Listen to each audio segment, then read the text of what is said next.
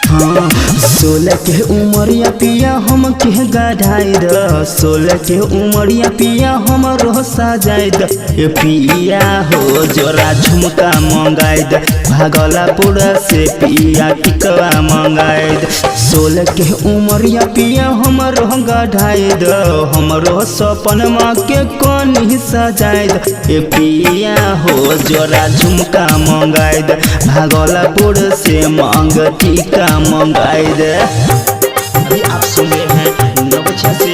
Shivani recording studio का शानदार प्रस्तुत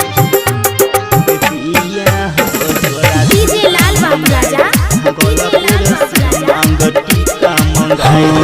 जान से भी ज्यादा पिया करे छियो प्यार हो करी हो न पिया हमारो के इनकार हो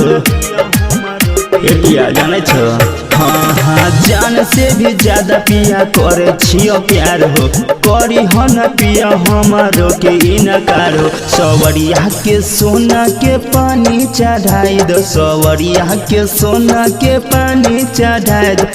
पिया हो जोरा झुमका मंगाई दे भागलपुर से मांग टीका मंगाई दे।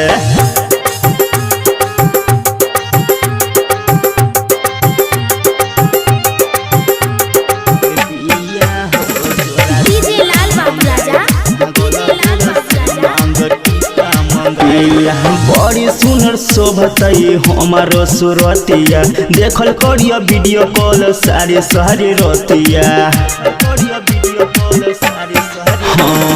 बड़ी सुनर शोभतई हमारो सुरतिया देखल करिया वीडियो कॉल सारे सारे रतिया चंदू यमिका बता दे बबतिया चंदू यमिका के बता दे बबतिया सैया हो जोरा झुमका मंगाई दे भागलपुर से पिया टिकवा मंगाई दे। आप सुन रहे हैं नवछा से शिवानी रिकॉर्डिंग स्टूडियो का शानदार प्रस्तुत।